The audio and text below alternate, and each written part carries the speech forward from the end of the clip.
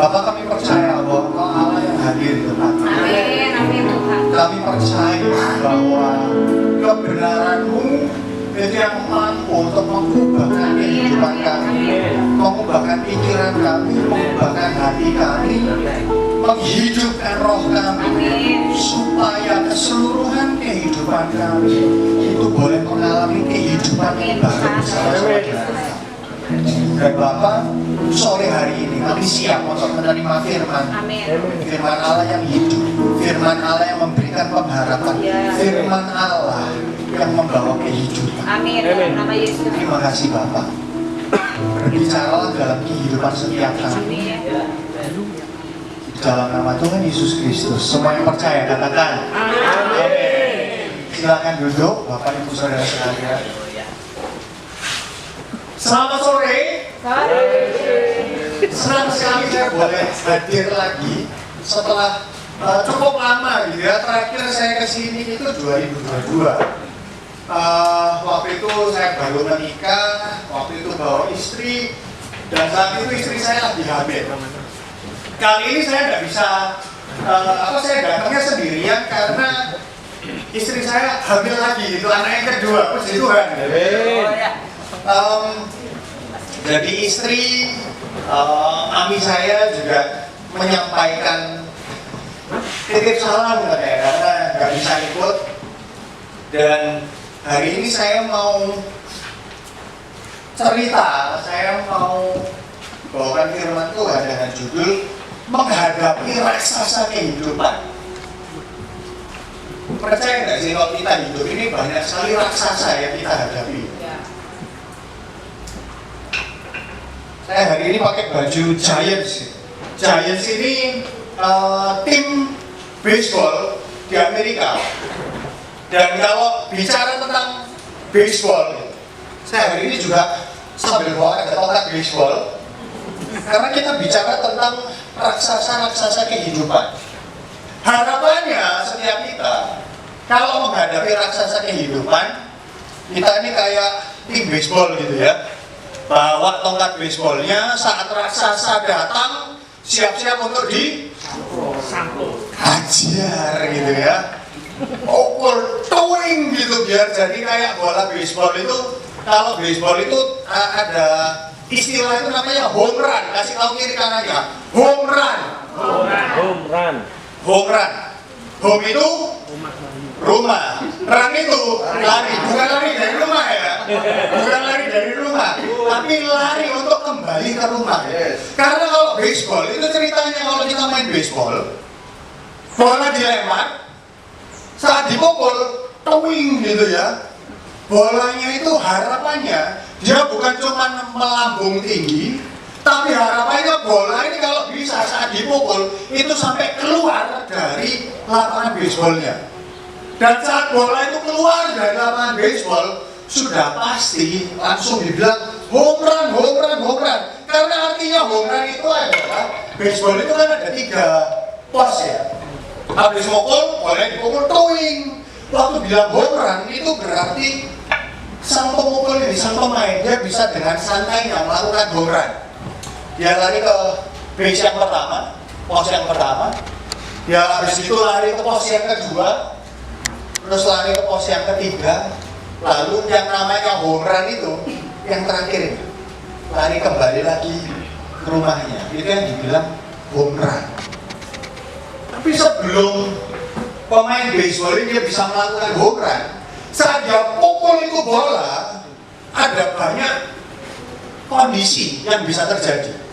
Syukur-syukur kalau waktu pukul bola sekali, tuing, bolanya keluar dari lapangan, langsunglah dia itu bisa lakukan home run-nya itu, mau sambil ngesot, mau sambil gelondong, mau sambil berangkang, mau sambil gaya-gaya, sambil joget, bisa dia lakukan home run kalau bolanya dia keluar dari lapangan. Tapi saat dia lakukan pukulan itu, tuing, ternyata bolanya nggak keluar dari lapangan. Wah, berarti di sini dia harus cepat-cepat ambil base pertama, ambil base kedua, ambil base ketiga, baru dia bisa home run. Dan seringkali saat bola itu dipukul, tidak selalu bisa home run.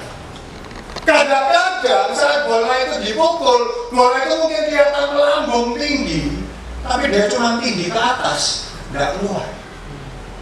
Jadi bolanya lambung tinggi, ditangkap, baru sampai B1 sudah ditangkap, dan tidak ada kesempatan untuk ambil base kedua, ketiga ataupun home run.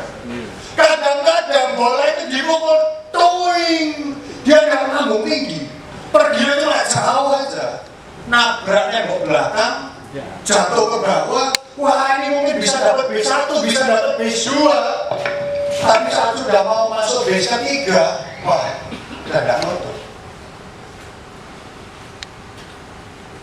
Sekarang jadi pertanyaan, saat kita menghadapi raksasa kehidupan ini, the giants in our lives, gimana kita bisa menghadapinya supaya kita ini bisa selalu dapatkan yang namanya home run? Gimana supaya kita enggak? Gimana ini kalau mau home run itu pasti ada upaya gitu ya yang dilakukan. Harus fokus, harus konsentrasi, harus latihan. Tapi gimana caranya supaya kalau bisa setiap kali ada permasalahan yang datang, setiap kali ada bola lambung yang dilempar dalam hidup kita bisa senantiasa siap untuk pukul bolanya dan bisa capai yang namanya home run. Alkitab ini luar biasa sekali karena kita di Alkitab ini diajarkan berbagai macam hal, dan Alkitab ini jawaban untuk setiap permasalahan di dalam kehidupan kita. Mau masalah kita itu kecilnya kayak bola baseball, tapi masalah itu meskipun kecil, kalau datangnya tiba-tiba, kalau datangnya itu cepat, kalau datangnya itu majelet gitu ya, itu kita juga ya kesakitan, mangkel. Tapi kalau masalah itu datangnya macam raksasa yang gede, barangkali masalah itu masih belum datang, masalah itu masih jauh. Kayak waktu Daud dan Goliat, raksasa itu nggak datang loh, dia cuma dari jauh aja. Hai bangsa Israel, kalau ada yang berani, raksasa ya gede gitu. Kalau ada yang berani, ayo datang ke sini, lawan aku. Kalau kamu menang, aku dan seluruh bangsa Filistin akan jadi budakmu. Tapi kalau kamu yang benar ya? Kalau kamu yang menang, aku dan Filistin akan jadi budakmu. Sebaliknya, kalau aku yang menang, raksasa ini, maka kamu dan seluruh bangsa Israel jadi budakku. Apa yang terjadi saat itu? Yang terjadi gak ada yang berani. Padahal ini raksasanya belum datang. Raksasa ini dari jauh. Beda cerita kalau raksasa sudah datang itu terus diomong-omongin gitu, kamu ya, semua pasti takut. Nah ini masih jauh loh. Bapak Ibu tadi lihat saya itu ya di atas ini meskipun kayaknya besar, tapi sebenarnya masih jauh. Saya mau ngapa-ngapain masih tidak bisa. Bukankah dalam kehidupan kita seringkali ada raksasa-raksasa dalam hidup. Beda cerita kalau bola yang kecil yang sudah dilempar kena itu sakit. Tapi raksasa kehidupan ini seringkali masih jauh, kelihatannya besar. Sangat membuat kita ketakutan, sangat membuat kita akhirnya tidak berdaya, akhirnya diam aja kayak bangsa Israel. Waktu Goliat nantangin, mereka semua diam. Bahkan rajanya, Raja Saul yang dibilang perawakannya itu sangat bagus, ganteng Raja Saul itu, tinggi besar tegap, perawakannya itu bagus. Oh, di bayangan saya itu ya mungkin kayak artis-artis, atlet-atlet gitu yang badannya gede, badannya bagus, ganteng. Kalau lari paling kencang, kalau pukul paling keras, kalau bengok itu semuanya wah terpukau. Tapi Raja Saul pun tidak berani ngadapin Goliat itu. Terus gimana caranya supaya kita ini bisa menghadapi Goliat-Goliat dalam kehidupan kita? Kalau kita melihat di Alkitab, Tuhan Yesus itu punya murid-murid. Dan saat Tuhan Yesus punya murid-murid, ada satu waktu murid-muridnya ini disuruh untuk mereka keluar menunjukkan gitu ya. Di sini kita percaya bahwa setiap kita orang Kristen, orang yang mengikut Kristus, itu adalah murid-murid Kristus, benar ya? Kita setuju ya. Ini kita sekarang harus setuju dulu ini. Saya kalau kita tidak setuju bahwa kita yang di sini murid Kristus, maka apa yang akan dibacakan, apa yang akan disampaikan, ini tidak akan ada artinya. Karena ini khusus buat para pengikut Yesus, murid-murid Yesus. Di Matius 10 ayat 5 sampai 42, banyak ayatnya. Ini dicatat aja dulu, nanti kalau mau direnungkan di dalam minggu ini silakan. Tapi saya mau ajak kita untuk melihat ada beberapa ayat di Matius 10 ayat 5 sampai 42. Ini bagaimana Yesus mengajarkan murid-murid untuk mereka ini keluar melakukan penginjilan. Realitanya dalam kehidupan setiap kita ada berbagai macam permasalahan. Realitanya dalam kehidupan setiap kita, raksasa kehidupan itu model yang macam-macam. Raksasa kehidupan itu satu, namanya penyakit.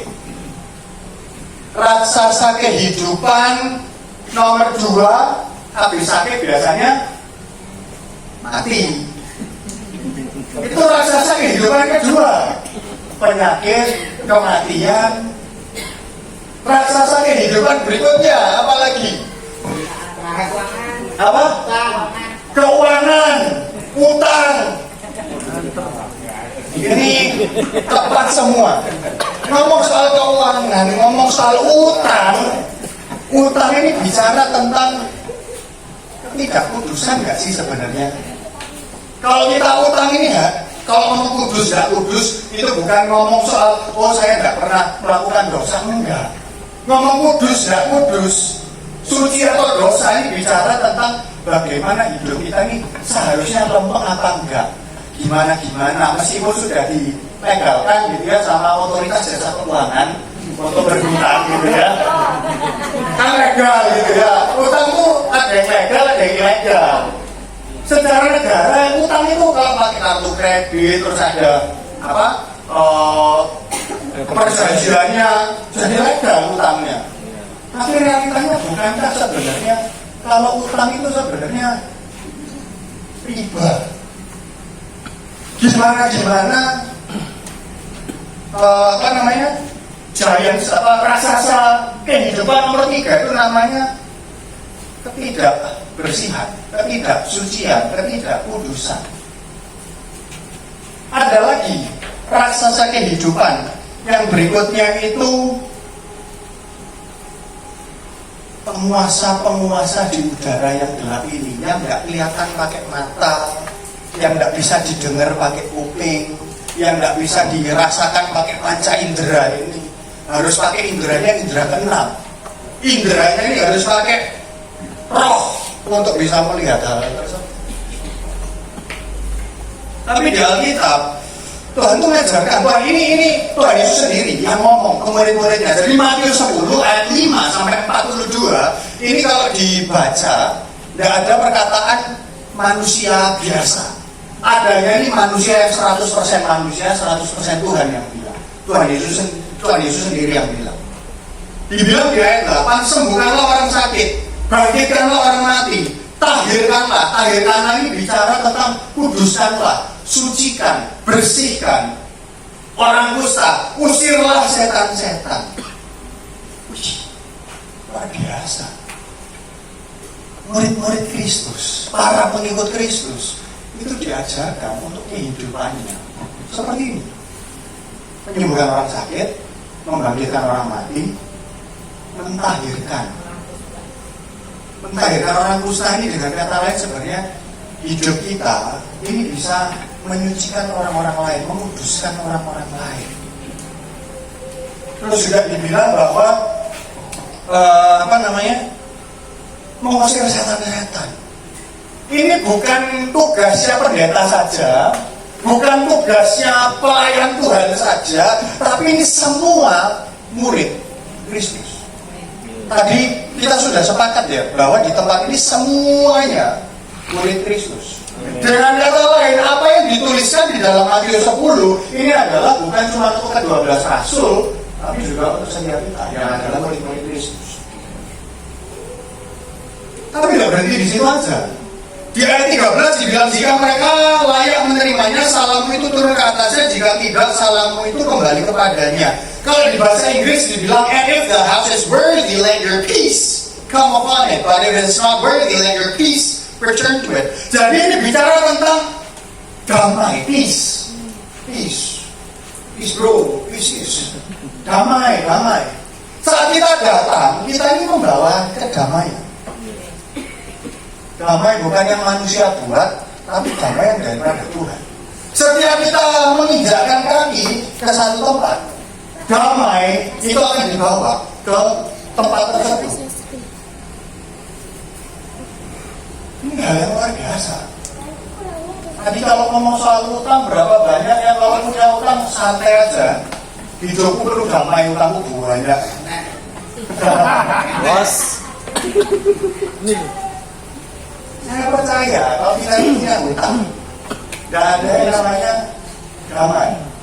Realitanya gitu. Meskipun kalau kita hari Minggu datang ke gereja, terus hari ini apa Selasa datang ke Banjar Rezeki gitu ya, gimana kabarnya? Puji Tuhan. Senyum tapi susah senyumnya. Saya memang realitanya masih ada utang. Damainya itu tidak damai yang penuh, karena masih ada hal yang belum beres. Lalu juga di Matius 10 ini diajarkan bahwa di dalam hidup ini untuk kita bisa menghadapi permasalahan kehidupan, kita perlu untuk di ayat 16 itu dibilang harus cerdik seperti ular, tulus seperti merpati. Karena realitanya kita hidup ini, Tuhan Yesus sendiri bilang, kamu ini aku utus seperti domba di tengah-tengah serigala. Domba itu tidak bisa ngapa-ngapain. Proteksinya domba itu cuma satu, bulunya yang tebal. Itu aja. Serigala itu punya cakar, serigala itu punya taring, dan serigala itu tidak pernah sendirian. Serigala itu selalu bersama dengan grupnya. Domba di tengah kerumunan serigala sudah pasti habis, sudah pasti mati. Tuhan Yesus sudah ngasih tahu di Alkitab. Realitanya kita hidup ini tidak akan lepas dengan yang namanya masalah. Realitanya dalam hidup ini sudah pasti akan ada serigala di sekitar kita. Serigala itu boleh nampak, boleh tidak nampak. Serigala itu bisa jadi orang di sekitar kita. Sering sampai Jumat ketemu orang itu, tiap hari ketemu mesem. Tapi karena mesem punya taring. Kalau ketemu salaman. Ternyata tangannya tidak selembut itu karena ada cakar ya siapa.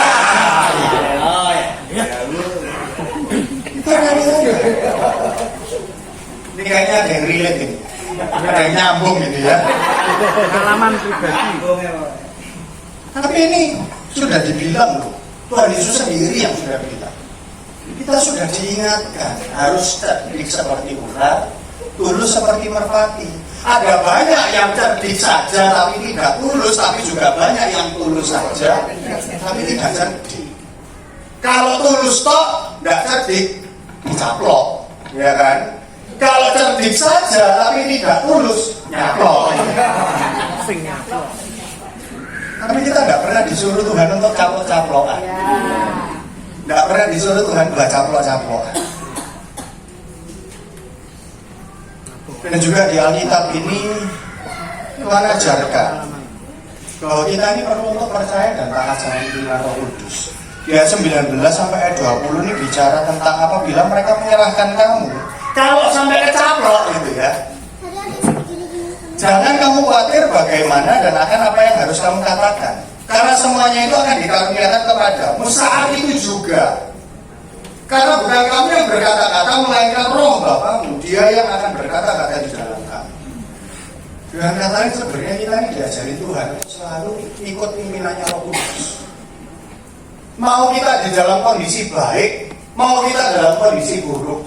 Seringkali kita ini jadi kayak bangsa Filistia, bangsa Israel yang waktu Goliatnya nakut-nakutin, ngomong, kita takutan, gak tahu harus ngomong apa. Ya sih waktu itu Daud, dia yang keluar. Dan waktu dia keluar dia bukan bilang, oh karena aku yang nanya Tuhan, karena aku ini orang Israel, kamu jelek-jelekin Israel. Daud gak bilang gitu. Yang dia bilang, karena kamu jelekin Tuhanku, gak peduli sebenarnya bangsa aku bangsa apa. Yang aku penting ini Tuhanku. Karena kamu jelek-jelekin Tuhanku, aku datangi demi nama Tuhan. Aku datangi dengan kuasanya Tuhan. Bukankah di dalam kehidupan setiap kita saat kita menghadapi raksasa kehidupan, Tuhan itu mampu untuk bekerja, memberikan kita hikmat, memberikan kita kekuatan, memberikan kita kemampuan untuk menghadapi permasalahan itu. Selama saya tahu, belum pernah ada sekolah atau tempat les masalah, nggak ada kan ya, les masalah atau sekolah perguruan tinggi S1, S2, S3 masalah.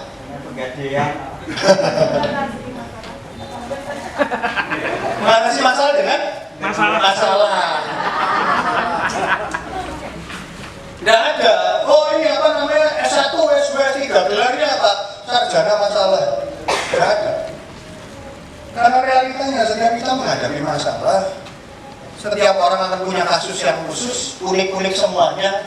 Orang cerai itu kasusnya ya beda-beda. Orang dipecat itu kasusnya ya beda-beda. Orang sakit hati, orang sakit kena sakit penyakit itu kasusnya beda-beda. Kalau semua kasus sama, satu obat bisa dipakai untuk semua penyakit kok ya. Bener kan? Tapi realitanya enggak. Realitanya dalam hidup ini saat kita menghadapi masalah, tidak ada orang yang bisa bantu kita. Udah 100% kamu lakukan ini, kamu pasti lewat masalah. Kamu lakukan ini sudah pasti nanti minum obat ini, pakai aplikasi ini, hubungin orang A, nanti permasalahanmu sudah pasti beres. Realitanya tidak seperti itu. Realitanya kita ini setiap kali menghadapi masalah, mungkin kita bisa tanya sama orang lain yang mereka sudah pernah mengalami hal tersebut. Tapi ujung-ujungnya ini kita pribadi sama Tuhan. Tuhan yang mampukan kita, Tuhan yang berikan kita hikmat, berikan kemampuan. Tuhan juga ajarin kita bahwa raksasa kehidupan salah satunya tadi kalau masih ingat ada yang namanya kematian. Tapi Tuhan Yesus ajarkan untuk kita ini tidak perlu takut sama yang namanya kematian. Apalagi cuma kematian jasmani. Kematian jasmani itu sementara. Di ayat 28 dibilang, jangan kamu takut pada mereka yang dapat membunuh tubuh, tetapi yang tidak berkuasa membunuh jiwa. Takutlah terutama kepada Dia yang berkuasa membinasakan baik jiwa maupun tubuh di dalam neraka.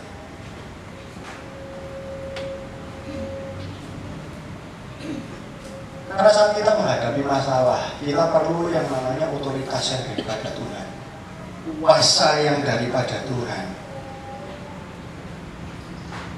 32:33. Setiap orang yang mengakui aku di depan manusia, aku juga akan mengakuinya di depan Bapakku yang di surga. Tetapi barang siapa menyangkal aku di depan manusia, aku juga akan menyangkalnya di depan Bapakku yang di surga. Ayat 40 dibilang, barang siapa menyambut kamu, yang menyambut aku. Barang siapa menyambut aku, yang menyambut dia yang mengutus aku. Berapa banyak dari kita saat kita menghadapi raksasa kehidupan, kita berusaha mentok baru Tuhan minta tolong bendera putih. Berapa banyak dari kita yang saat masalah itu datang, hal pertama yang kita lakukan langsung, Tuhan, aku tahu masalah ini aku nggak mampu kalau engkau nggak ikut bersama dengan aku.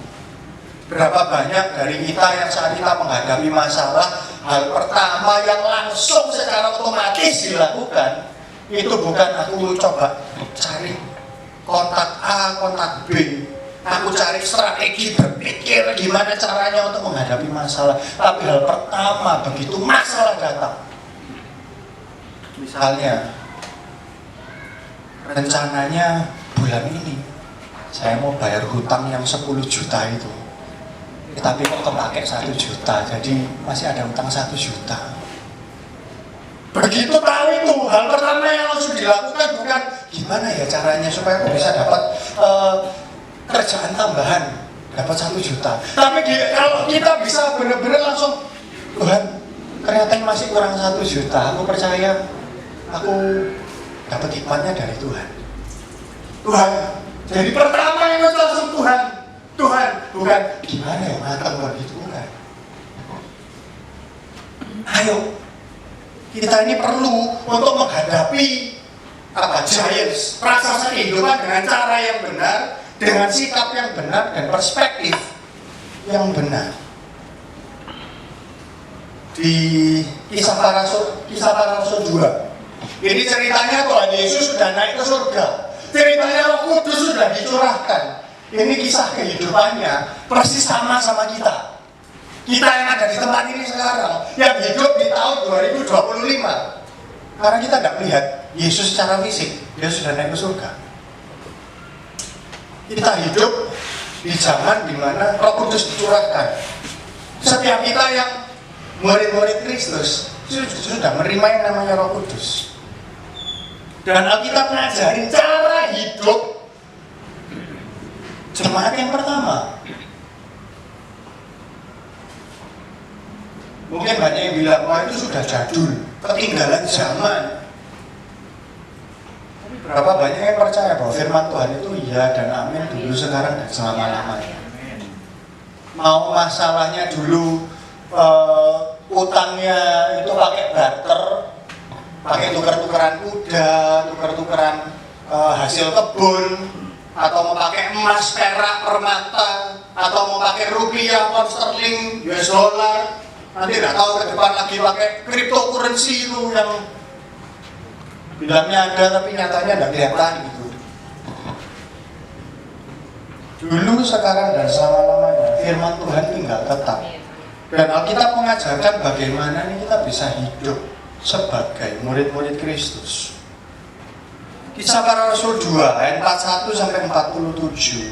Ini bicara tentang bagaimana para rasul pada zaman-zaman itu, gereja awal-awal, gereja ini bukan bicara tentang organisasi, gereja ini bukan bicara tentang yang singkatannya 3 huruf, 4 huruf, bukan.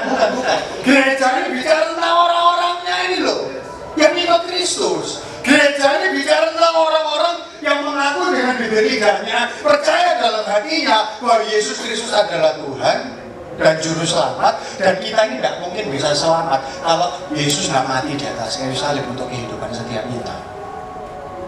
Gereja bicara tentang itu, dan di dalam firman Tuhan dikatakan orang-orang yang menerima berkatanya itu memberi diri dibaptis pada hari itu. Jumlah mereka bertambah kira-kira 3.000 jiwa. Ini setelah Roh Kudus dicurahkan, Petrus khotbah untuk pertama kalinya. Petrus si penakut itu loh, Petrus yang bucekno itu loh, dia bikin masalah terus dia kabur. Oke, semua ditangkap, kaya dia, mau pedang. prajurit datang, potong kupingnya. Gak harus sampai besoknya, gak harus lama-lama. Besoknya, kamu kan Petrus itu, kamu kan yang muridnya Yesus yang ikut sama dia kemana-mana. Bukan, aku gak kenal. Kemarin ya besok. Hari ini pengecut, sembunyi-sembunyi, menghindar. Tapi Petrus, setelah dia dipenuhi Roh Kudus, dia bersaksi, dia berkhotbah, menyatakan apa yang Yesus pernah ajarkan dalam kehidupannya. Bukan dengan kuat dagangnya, bukan dengan kekuatannya dia, tapi dengan kuasa Roh yang sudah dicurahkan dalam hidupnya. Pentakosta, 3.000 orang bertobat. Hari itu juga memberi diri untuk dibaptis. Wih, saya ini barusan kembali beberapa minggu lalu dari Malaysia. Habis ada acara Youth Conference Gereja Sidang Injil Borneo, salah satu gereja terbesar yang di Malaysia. Gereja Sidang Injil Borneo ini kayak gereja suku gitu loh, kayak GKJW, kayak HKBP, tapi ini punyanya Malaysia. Ininya apa namanya? Yang tercatat mendaftar ikut konferensinya itu ada 4.000-an orang. Hari terakhir waktu KKR itu antara 6.000 sampai 7.000 orang.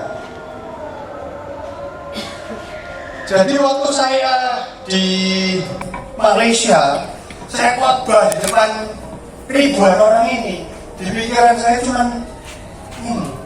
Ternyata waktu Petrus khotbah 3.000 bertobat. Waktu Tuhan Yesus kasih mujizat, kasih makan 5.000 orang. Kurang lebih itu berarti kayak lautan orangnya itu sebanyak banyak 3.000, banyak 5.000 itu, banyak pol. Satu hari 3.000 orang bertobat, memberi diri dibaptis. Dan dibilang bahwa mereka bertekun dalam mengajar rasul-rasul dan persekutuan. Mereka selalu berkumpul mengajar roti berdoa. Ketakutanlah mereka semua, sedang rasul-rasul mengadakan banyak mujizat dan tanda. Semua orang yang telah menjadi percaya tetap bersatu, segala punyaan mereka punya bersama. Selalu ada dari mereka yang menjual harta miliknya lalu membagikannya kepada semua orang sesuai dengan keperluan masing-masing. Dengan bertekun, dengan sehati, mereka berkumpul tiap hari dalam bait Allah. Mereka memecahkan roti di rumah masing-masing secara bergilir, makan bersama-sama dengan gembira, dengan tulus hati, sambil memuji Allah, dan mereka disukai semua orang. Dan tiap-tiap hari, dibayangin ini sudah 3.000 satu hari, dan tiap-tiap hari Tuhan menambah jumlah mereka dengan orang yang diselamatkan.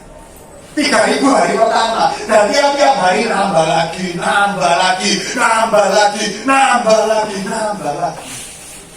Tiap-tiap hari orang diselamatkan. Wih, gila sih. Kok bisa ada pertumbuhan yang hebohnya sampai kayak gini? Kita ini hidup, saya percaya kalau kita sudah terima Kristus, kita ini juga hidup bersama dengan Roh Tuhan. Tapi apa yang membedakan jemaat mula-mula sama jemaat zaman now? Apa yang membedakan jemaat Kisah Para Rasul, gereja yang pertama ini, dengan jemaat Gen Z, Gen Alpha, dan Gen lainnya? Yang membedakan itu ini loh. Mereka itu ada ketekunan, mereka ada kesehatian. Tadi barusan waktu sebelum mulai ngobrol-ngobrol sama pemusa, gereja ini bertambah banyak, tapi bukan karena apa tadi istilahnya, intinya bukan karena penambahan, tapi cuma migrasi, perpindahan aja. Tidak ada itu yang namanya kesehatian. Bertambahnya itu karena ketidaksehatian. Pisah, aku tidak suka karena ininya gini, karena itunya gitu, aku tidak suka karena sakit hati. Gak terima, itu juga. Tapi ini loh, kalau kita bilang tekun, sehati, berkumpul dalam bait Allah, berbagi hidup, berbagi makan, ada yang paling sederhana, berbagi berbagi hidup, berbagi makan. Mereka gembira, mereka tulus memuji Allah, disukai semua orang. Bertambah. Coba ini kalau dilihat, zaman sekarang banyak sekali ketakutan ini menjadi sebuah hal yang sangat sulit. Saya ini HRD, cari orang itu sulit yang setengah mati. Banyak apalagi anak muda zaman sekarang, mereka itu maunya yang instan, yang cepat. Nggak mau, nggak bisa tekun. Kalau bisa nanam padi itu kayak gini Indomie, 1 menit selesai. Bilang tentang keseharian, ya tadi saya sudah bahas itu, perpecahan itu luar biasa banyaknya. Berkumpul dalam bait Allah, susah setengah mati. Zaman ini tuh kumpul-kumpul makin sulit. Kemarin pandemi terjadi, itu mengubahkan kehidupan. Orang-orang itu makin suka tinggal sendiri. Enak aku sendiri aja. Kerja dari rumah, sekolah dari rumah, main bareng. Mabar yuk main bareng, anak muda sekarang ini loh. Mereka kalau ngajak main bareng, kalau dulu kan Ivan, Ivan, Bella, main yuk. Kayak gitu dilempari apa gitu, ayo main. Sekarang main yuk. Ayo jam berapa? Jam 6. Ketemu di mana? Ya nanti di game. Mereka di kamar masing-masing. Ngumpul susah setengah mati. Berbagi hidup, berbagi makan. Ini juga menjadi sebuah hal yang sulit untuk dilakukan zaman sekarang. Semua perhitungan. Saya kapan hari melihat di Instagram, ada orang yang habis makan sama temannya, makannya udah habis, terus mau dibungkus. Terus temennya ini bilang, cuman 20 aja loh. Tak makannya aja, gak usah dibawa. Oke, ya udah dikasih makan. Temannya selesai makan, pas mau bayar, tiba-tiba dia kirim WA ke temannya ini. Harganya misalnya anggap aja 10.000, karena itu sisa 2 sendok, bayar aku 2.000 ya. Bekasmu loh ini rek, diminta bayar. Kecek perhitungannya gitu loh. Orang untuk gembira itu susahnya setengah mati. Makanya zaman sekarang yang namanya konselor itu semakin naik daun. Saya ini juga konselor. Saya bersyukur di zaman sekarang banyak orang yang tidak gembira. Jadi saya laris gitu loh. Nah, tapi realitanya ini harusnya kita bisa loh hidup gembira. Harusnya tuh bisa. Orang tulus, adanya bulus. Tulus sudah jarang sekali kita lihat di zaman ini. Setiap kali orang melakukan sesuatu, selalu pikirannya, untungnya buat kamu apa? Untungnya buat kamu apa? Orang lebih suka memuji diri sendiri daripada memuji Allah. Tapi melakukan semuanya itu berharapnya untuk disukai semua orang. Kamu egois kok berharap disukai semua orang. Kamu fokusnya ke diri sendiri kok berharap disukai semua orang. Ya tidak bisa. Jadi kalau kita lihat dari apa yang Alkitab katakan, kita ini kalau menghadapi raksasa kehidupan, mau ngalamin yang namanya home run, itu ada 3 base, 3 landasan supaya kita ini bisa home run. Yang pertama, landasan yang pertama, base yang pertama kita bisa home run, kita perlu yang namanya cari. Mari kita bilang, carilah dahulu kerajaan Allah dan kebenarannya, maka Allah semuanya akan ditambahkan kepada. Base yang pertama ini namanya cari kerajaan Allah dan kebenaran, supaya kita bisa home run menghadapi raksasa-raksasa kehidupan kita. Yang kedua, namanya ini adalah refleksi. Refleksi itu dengan kata lain, ini loh yang dilakukan murid-murid ini loh. Mereka bertekun dalam pengajaran rasul-rasul, dalam persekutuan, mereka selalu berkumpul, memecahkan roti, berdoa. Itu mereka bukan cuma sekedar ngumpul-ngumpul, dengar lewat. Mereka itu merefleksikan apa yang Tuhan ajarkan. Apa sih artinya jangan berbohong? Apa sih artinya hormatilah orang tuamu? Apa sih artinya tulus seperti merpati, cerdik seperti ular?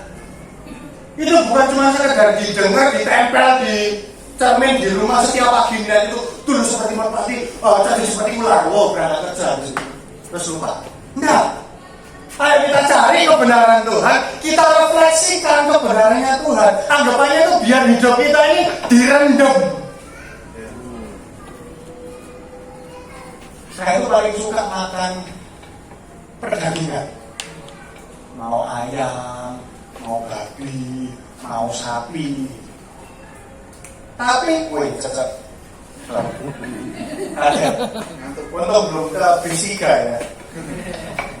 Tapi kalau kita ini mau makan yang enak gitu ya, bukankah daging-daging ini perlu direndam dulu, dimarinasi dulu, supaya dia ini akhirnya punya rasa itu merasuk sampai ke sumber-sumber.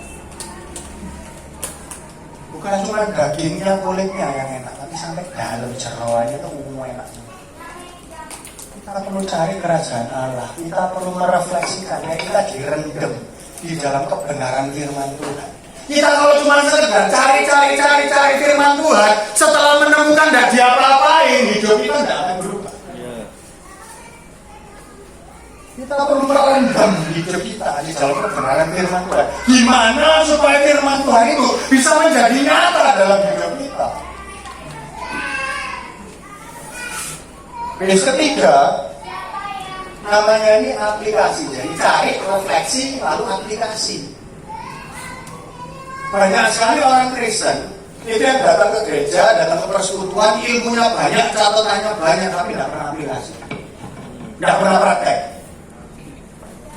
Kalau ditampar di kiri, berikan di kanan, ada yang aplikasi? Jarang, jujur aja jarang. Saya juga kalau bisa tampar di kiri, ambil kotak gembol itu tahunan lah bro. Jarang kita aplikasi. Tapi kalau kita hidup kita ini homeran, menghadapi raksasa kehidupan, kita perlu cari kerajaan Allah, refleksikan firman Tuhan, kebenarannya, dan juga aplikasikan dalam hidup kita. Cuma itu cara supaya kita ini bisa homeran di dalam kehidupan kita, menghadapi raksasa kehidupan. Tapi realitanya, kalau kita ini lagi berhadapan dengan raksasa-raksasa ini, saat kita sedang menghadapi permasalahan ini, kita sudah mencari, kita sudah refleksi, kita sudah berusaha untuk mengaplikasikannya. Tapi realitanya kadang-kadang bola yang dilempar ini loh. Ini kadang-kadang ada yang namanya curveball. Namanya itu bola melintir. Jadi kayaknya lurus tapi habis itu penceng. Jadi waktu mau mukul, gak kena.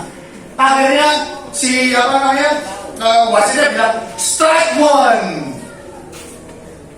Habis itu nanti kalau meleset lagi nggak kena pukulnya strike two. Kalau nggak kena lagi strike three, you're out. Gagal 3 kali kamu keluar. Gagal 3 kali kamu selesai. Kadang kita tahu apa yang harus kita lakukan, tapi saat permasalahan datang, kita lupa untuk siap-siap. Kita lupa untuk berwaspada. Seringkali kita semangat, tapi kita gagal untuk mempersiapkan akan hal buruk yang akan terjadi. Jadi kalau di baseball ada juga yang namanya 3 strikes. Strike 3 kali, gagal 3 kali, yang akan menghambat kita. Dan kalau sampai gagal 3 kali, selesai, sudah nggak mungkin bumerang lagi. 3 strike ini yang menghambat kita untuk bisa masuk home run. Yang satu memukul gitu ya, memukul, tapi ternyata meleset. Strike one. Namanya ini lelah. Kasih tahu kiri kanannya, lelah. kelelahan itu bisa bikin kita strike. Kelelahan itu bisa bikin kita akhirnya nggak bisa sampai home run. Kita sudah berupaya, berusaha, tapi nggak kena bola. Kelelahan ini wujudnya seperti apa? Kelelahan ini wujudnya seperti kemalasan. Kelelahan ini wujudnya seperti ada tuntutan untuk apresiasi. Saya sudah pelayanan, saya sudah melakukan ini, saya sudah melakukan itu, yang diterima kasih kok dia. Terima kasih. Disalami aja loh, udah. Itu wujud kelelahan. Secara emosional, secara spiritual. Kelelahan itu bisa menghambat kita untuk bisa capai itu yang namanya home run. Yang kedua, strike kedua ini namanya sakit. Kasih tahu kiri kanannya, sakit. Sakit ini tapi bukan cuma sekedar sakit fisik, bukan sakit kayak dipukul, aduh sakit. Cek darah, habis itu ada kolesterolnya tinggi, asam uratnya tinggi. Bukan sakit yang model seperti ini. Sakit ini modelnya seperti kepahitan, sakit hati.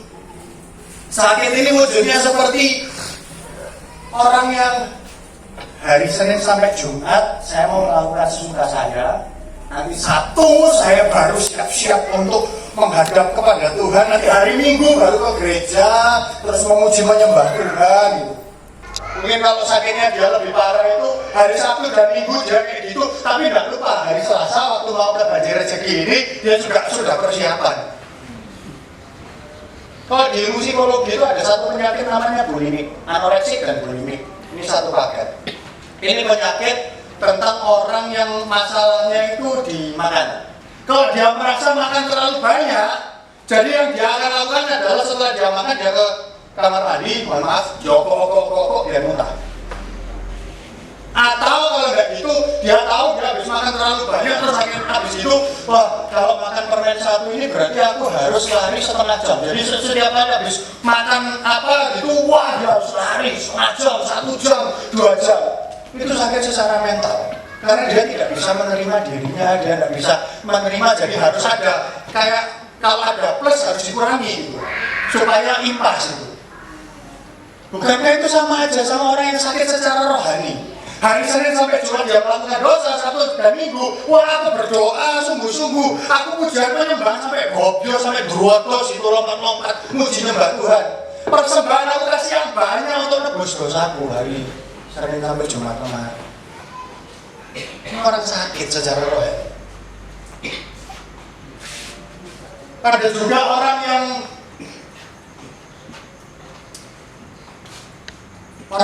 maunya benar terus nggak pernah salah. Ini juga orang yang sakit secara rohani.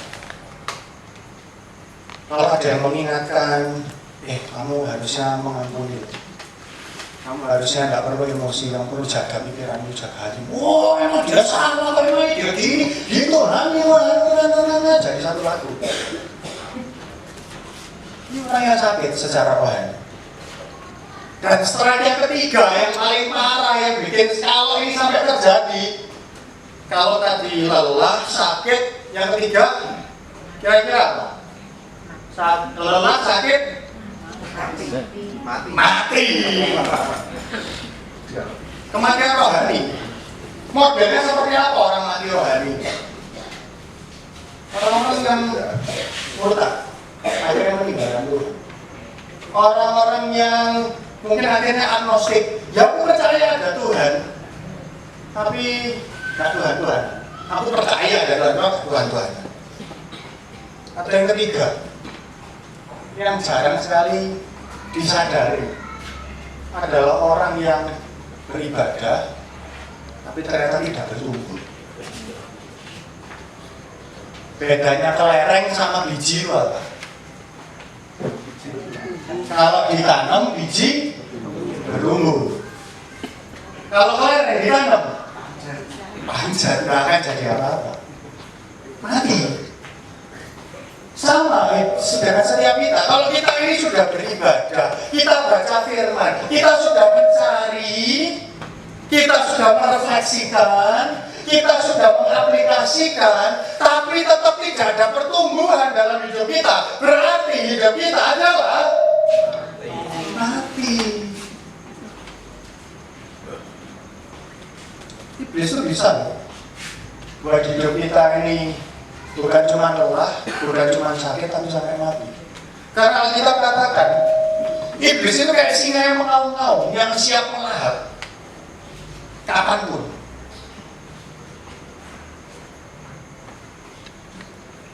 Karena yang iblis lakukan itu membunuh, mencuri, membunuh, dan membinasakan.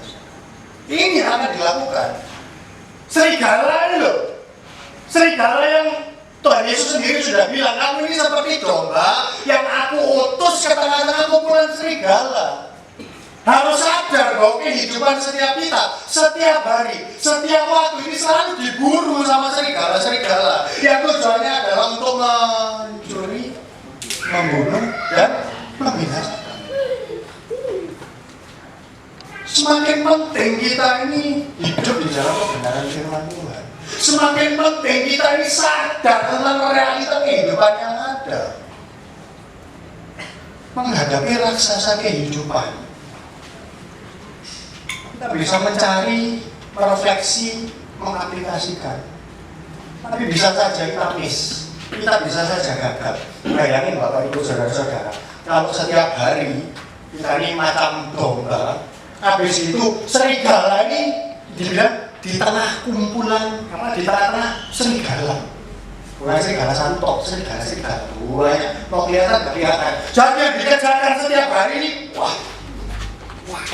wah kiri kanan atas bawah, wah berusaha untuk ngayun terus. Maunya aku mau homeran Tuhan, aku mau hidupku supaya homeran. Raksasa kehidupan ini biar pergi. Tuhan tolong, Tuhan aku baca firman Tuhan, firman bilangnya gini. Tuhan, aku memuji menyembah Engkau. Tuhan, aku sudah berdoa. Tuhan, aku sudah pelayanan. Aku sudah melayani para janda dan ayah yatim. Karena itu katanya Alkitab bilangnya itu pelayanan yang sejati itu yang seperti itu.